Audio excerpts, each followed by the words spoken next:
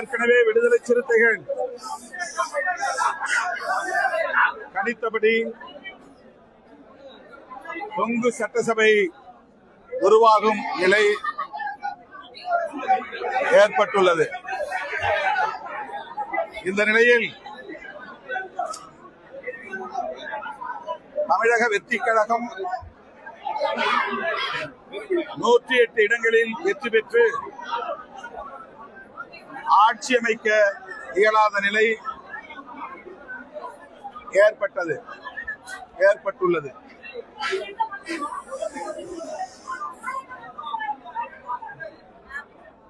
திராவிட முன்னேற்ற கழகத்தின் தலைமையிலான மதசார்பற்ற முற்போக்கு கூட்டணியில் விடுதலை சிறுத்தைகள் கட்சி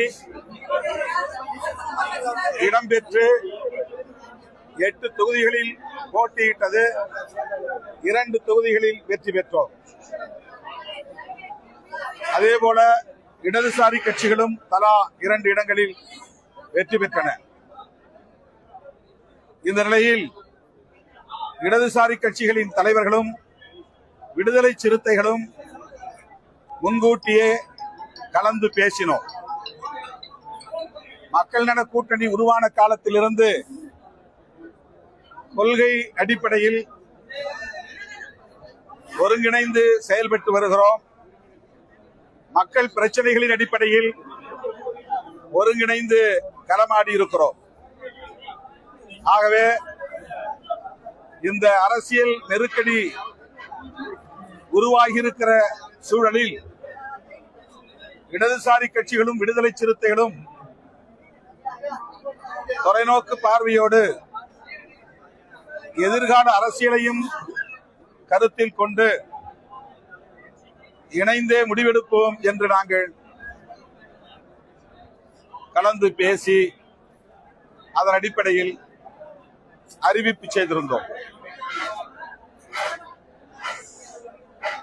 இடதுசாரி கட்சிகள் இந்திய கம்யூனிஸ்ட் கட்சி மற்றும் மார்க்சிஸ்ட் கம்யூனிஸ்ட் கட்சி ஆகிய இரு கட்சிகளும் மாநில குழு எடுத்த முடிவுகளை அடுத்து அந்த முடிவை ஒட்டி விடுதலை சிறுத்தைகளின் உயர்நிலை குழுவில் கலந்தாய்வு செய்து அவர்களின் ஒப்புதலோடு முடிவை அறிவிப்பது என்றும் திட்டமிட்டிருந்தோம்.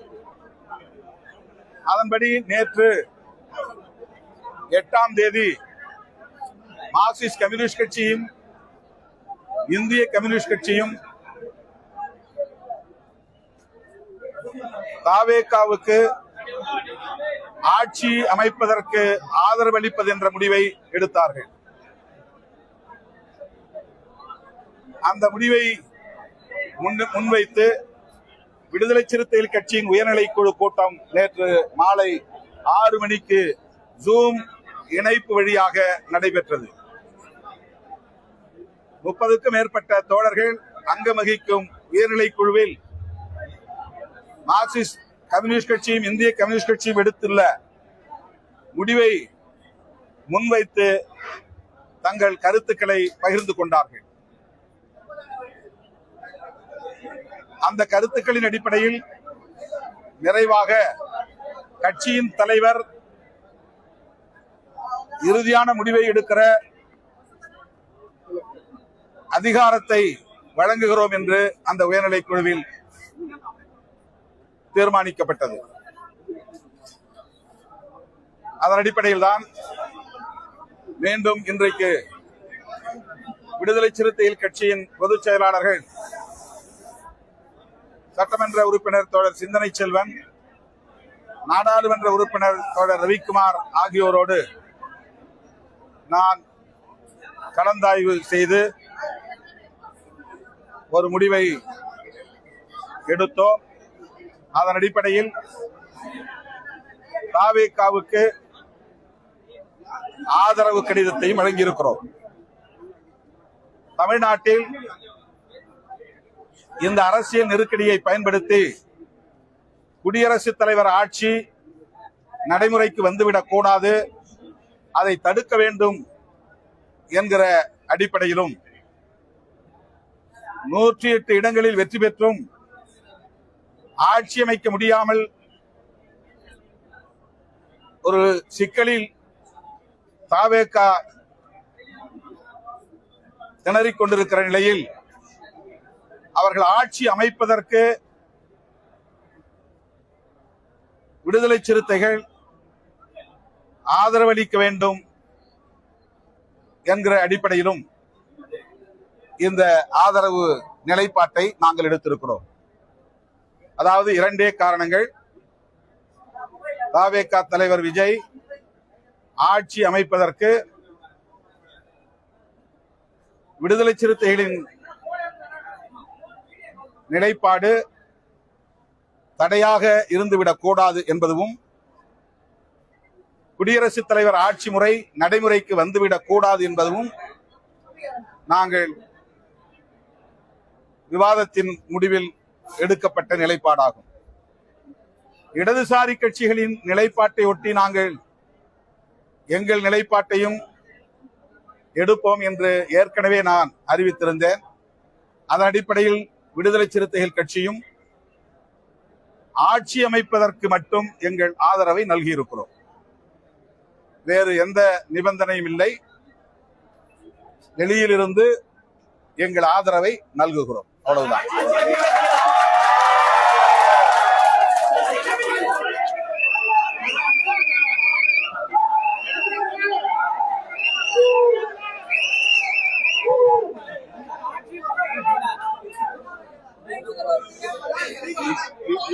இன்றைய நிலை வரையில் நாங்கள் ஒரே விஷயத்தில் மட்டும்தான் கவனம் செலுத்தியிருக்கிறோம். எங்களால் விஜய் ஆட்சி அமைக்க முடியாமல் போனது என்கிற நிலை ஏற்பட்டுவிடக் கூடாது. எங்களால் தமிழ்நாட்டில் குடியரசுத் தலைவர் ஆட்சி அமலுக்கு வந்துவிடக் கூடாது. இதன் அடிப்படையில் வெளியில் நின்று எங்கள் ஆதரவை நல்குவது ஆட்சி அமைப்பதற்கு உறுதுணையாக இருப்பது என்கிற அளவில் இந்த முடிவை நாங்கள் எடுத்திருக்கிறோம்.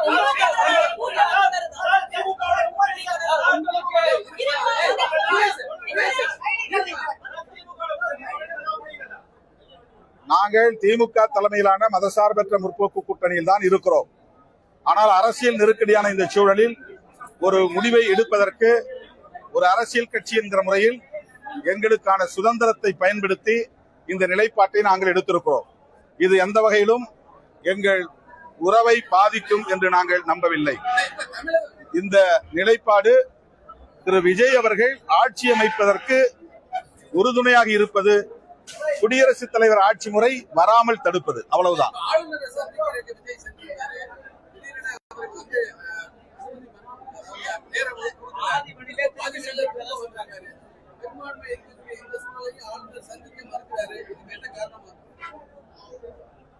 ஆளுநர் திரு விஜய் அவர்களை சந்திக்க மறுத்திருப்பது அதிர்ச்சி அளிக்கிறது.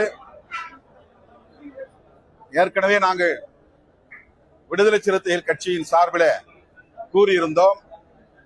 மக்கள் அவருக்கு கூடுதலான இடங்களை தந்து தனிப்பெரும் கட்சி என்கிற அங்கீகாரத்தை தந்திருக்கிறார்கள்.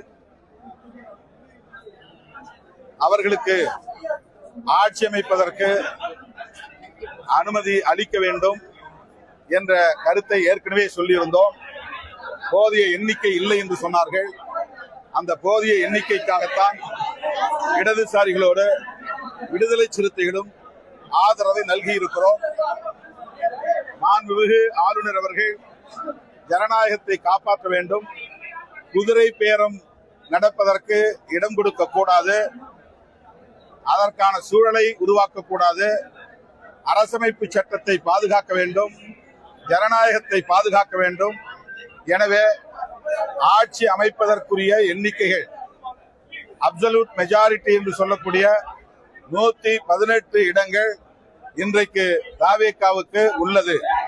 இந்த நிலையில் அவரை ஆட்சி அமைக்க அனுமதிப்பதுதான் ஜனநாயகமாகும். ஆளுநர் ஜனநாயகத்தை படுகொலை செய்யக்கூடாது என்று வேண்டுகோள் விடுக்கிறோம்.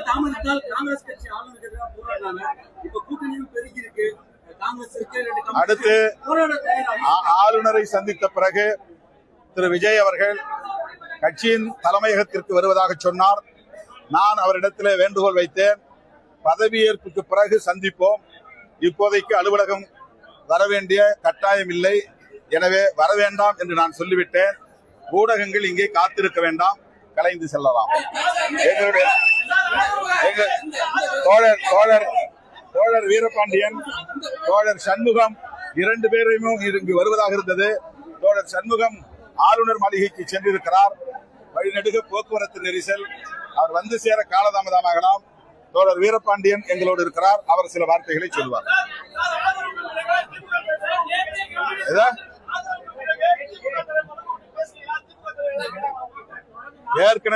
ஏற்கனவே நாங்களே முடிவெடுத்திருந்தோம். இடதுசாரிகளும் விடுதலை சிறுத்தைகளும் எந்த முடிவை எடுத்தாலும் அந்த முடிவை திமுக தலைமைக்கு அறிவித்து அதன் பிறகு நாம் இதை வெளிப்படுத்துவோம் என்று கூறியிருந்தோம். அதன்படி திராவிட முன்னேற்ற கழகத்தின் தலைவர் தளபதி ஸ்டாலின் அவர்களுக்கு இந்த தகவலை நாங்கள் முறைப்படி சொல்லி இருக்கிறோம். நாங்கள் இந்த முடிவை எடுக்கிறோம் என்று சொன்னதற்கு, அது உங்கள் கட்சிக்கான சுதந்திரம், நீங்கள் அப்படி முடிவெடுப்பதா இருந்தால் வாழ்த்துக்கள் என்று எங்களுடைய நிலைப்பாட்டுக்கு அவர் ஓகே சொல்லியிருக்கிறார். அவர் ஆரம்பத்திலிருந்தே சொன்னார், திரு விஜய் அவர்கள் ஆட்சி அமைப்பதற்கு நாங்கள் ஒருபோதும் இடையூறாக இருக்க மாட்டோம் என்று சொன்னார். அந்த ஒரு பெருந்தன்மையான கருத்தை அவர் தொடக்கத்திலிருந்தே சொல்லி வருகிறார். நேற்றும் கூட அவர் ஆட்சி அமைப்பதற்கு காலம் தாழ்த்தக்கூடாது என்ற அறிக்கையும் வெளியிட்டிருக்கிறார்.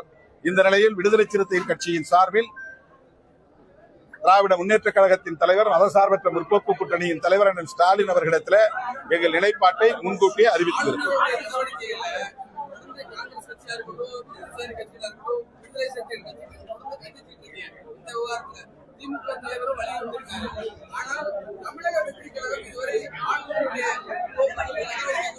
அது அவர்கிட்ட தான் நீங்க கேட்கணும். அது அவர்கிட்ட கேளுங்க. தோழர் வீரபாண்டியன் உங்களிடையே பேசுவார். தமிழக ஆளுநர் அரசியல் சாசன விழுமியங்களை மதித்து நடக்க வேண்டும், மக்கள் தீர்ப்புக்கு மதிப்பளிக்க வேண்டும். தமிழக வெற்றி கழகத்தின் தலைவரை அலங்கரிப்பது ஒரு கட்சியின் தலைவரை அலங்கரிப்பதல்ல. நமது முன்னோர்கள் நமக்கு வகுத்தளித்திருக்கிற அரசியல் சாசனத்தை, நாடாளுமன்ற முறைமைகளை அலைகழிப்பது.